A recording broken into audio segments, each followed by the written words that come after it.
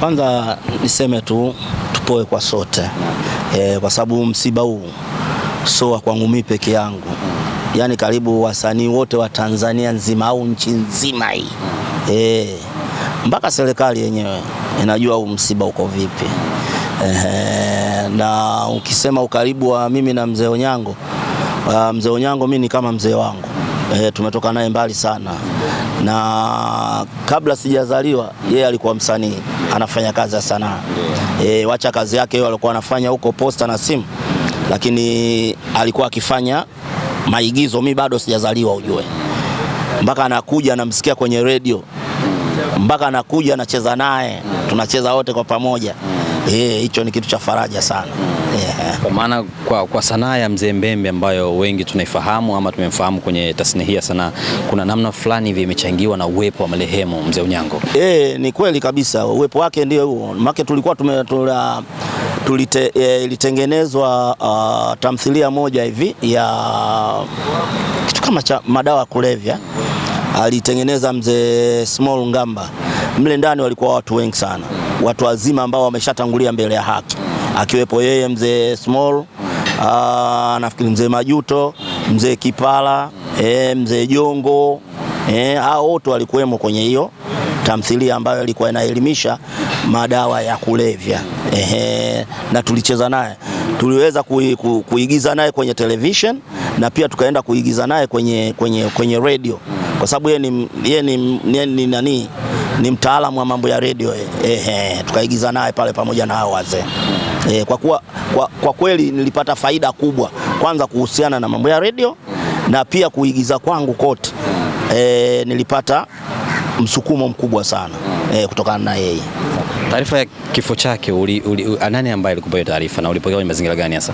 Taarifa mimi nimepigiwa simu asubuhi, kama mida ya saa 12. Unajua watu sasa hivi hali ya Dar es Salaam kidogo imechange. Saa 12 sasa hivi giza ujue. Giza sio mawingu, giza. Kiza au kiza. So giza au kiza. Kiza kikubwa. Nilipigiwa simu na msanii mwenzangu ambaye wa zamani, ambaye yeye ndo alianza, mimi nikamkuta. Anaitwa Bocha, Pascal Bocha. Yeye ndo alinipigia simu akaniambia, bwana una taarifa? Sina.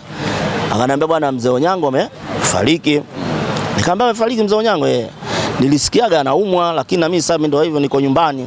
Akaniambia, basi sasa ndio hivyo, mimi nimepewa taarifa na mtu na Riziki. Riziki walikuwa wakicheza wote pamoja na Mzee Onyango. Basi nikamwambia mimi nitafuta hizo habari. Kwa hiyo nikaanza sasa kuwapa taarifa wenzangu ambao wapo kwenye magrupu, ambao wasanii wenzetu. Nikawapa taarifa kwamba jamani, Mzee Onyango ametutoka.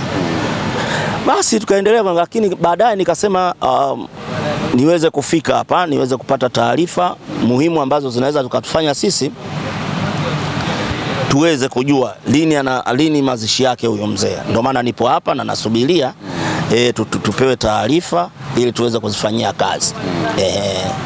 Umeshafika msibani, upo sasa muda huu, mara baada ya kuweza kufika, taarifa ambazo awali umezipata, nini chanzo cha kufariki kwake? Kusema kweli mimi sijui ugonjwa gani ambao umemuua. Kusema kweli mimi ninachojua amefariki mzee, nipo hapa na amefia hospitali, hilo ndo najua mimi. Mpaka sasa unafahamu nini kuhusiana na masuala ya mazishi kama ulivyozungumza?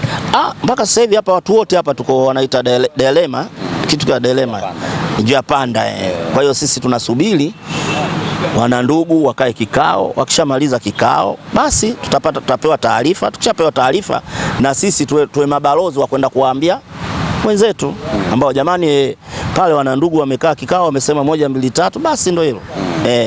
Ni miezi miwili mfululizo. Mwezi uliopita umempoteza mzee mwenzako, naweza nikasema hivyo. Mzee wetu tulimzika kwenye makaburi ya Oysterbay pale Kisutu, makaburi ya Kisutu, na leo tunampoteza mzee wetu Mzee Onyango.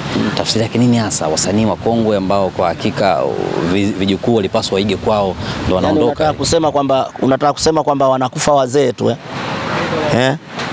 na maanisha kwa hivi karibu. Nasema hivyo kwamba sisi wazee ndo tunakufa, nyie vijana ndo mnabaki. Hilo hakuna kwa Mwenyezi Mungu.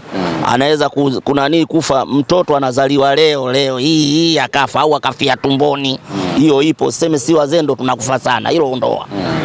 Sawa, msanii wa kwanza amefariki mwezi uliopita na leo tutampoteza mzee Unyango. Wasanii wanazidi kuondoka, wasanii ambao tulikuwa tunaamini kama wajukuu walitakiwa jifunze sana kupitia kwao. Maana yake nini? Maana yake ndio hiyo, Mwenyezi Mungu mwenyewe kataka afe, kashakufa. Amekufa kakaangu Hashim Kambi. So huyo tu Hashim Kambi, wamekufa wengi tu. Kina mzee Small wamekufa, kina mzee Majuto. Wote wale wasanii wakubwa. Mwenyezi Mungu mwenyewe kawaita wamekwenda. Na sisi pia vile hanu kadhalika tutakufa. Hamna hata mmoja atakayebakia. So wewe mwandishi wa habari wasao mimi Mbembe. Si umeelewa? Na hiyo unaosema kwamba sisi tujifunze nini? Kujifunza ndio hivi, kashakufa huyu. Sisi wote tunatakiwa tumrudie Mwenyezi Mungu sasa hivi. Tumrudie Mwenyezi Mungu, tufanye mema kama aliyofanya yeye mema. Basi kila mtu atakwenda na amali zake kule kabrini. Ni hivyo. Walau story nzuri unayokumbuka kwa mara ya kwanza na kukutana na marehemu mzee Unyango ilikuwaje wewe binafsi? Unajua mimi kama nilivyokuambia mwanzo, nimekwambia hivi, mzee Unyango mimi nimekutana naye kwenye sanaa. Unaona? Sio kwamba nimekutana naye siku hiyo tena nimekutana naye kwenye sanaa na tumefanya sanaa imeenda vizuri, na yeye alikuwa ni kama mkurufunzi wangu. Yani kunifundisha, Mbembe fanya hivi nafanya, ukitaka kwenda juu hivi fanya hivi. Yani ni vile tu. Mtu mmoja ni mcheshi na mtu mwenye adabu zake na mtu anayependa wenzake. Hilo mzee Unyango. Hilo swali ambalo natamani nikuulize, unahisi tasnia imempoteza mtu wa design gani hasa mara baada ya kuona ukarimu wake? Nikikwambia design kama hiyo nakwambia mtu ambaye muhimu sana kwenye sanaa yetu. Ni muhimu sana. Kama hivyo ambavyo wanafundisha, kwa mfano ameigiza na nani? Ameigiza na JB juzi kati hapa. Ameigiza na Senior Bachelor. Ameigiza naye vizuri tu. Wewe unafikiri vipi pale? Kwa nini JB amefanya kitu kama kile? Yaani JB ametumia akili kubwa mno kumchukua yule mzee, kwa sababu yule mzee wanaita ana madini, sasa hivi mnaita ana madini. Na ndio maana yale madini ameyachukua, ndio maana ile picha yake unaiona ile aliyotengeneza au sini zile zilizompangia mzee Unyango zile. Umeona zilivyokuwa zinaenda moto. Na yeye mwenyewe akicheza mle saa nyingine anacheka yule JB. Akicheza na Unyango saa nyingine anacheka kweli. Kwa sababu kuna vitu anafanya mzee Unyango unaweza ucheke. Au kuna vitu marehemu mzee Majuto. Wewe unafikiri vitu vingine mle JB alikuwa anacheka kweli. Kwa sababu wale anawaona, yani walikuwa yeye alikuwa anawaona kama shabiki, lakini sasa anacheza nao. Unaona kazi hiyo. Kwa hiyo alikuwa anawaachia uhuru, wanafanya vile wanavyotaka kwa sababu apate madini. Sasa hivi unaona JB anavyocheza. Umeona anavyocheza sasa hivi JB? Yani JB sasa hivi kokote kuloki kama kama mshalewa savi. Unapomweka anaenda. Ukimweka kwenye vichekesho anacheza. Ukimweka kwenye serious anacheza. Nini? Kavuta madini kwa wale. Sio kwamba ana akili sana JB. Yep.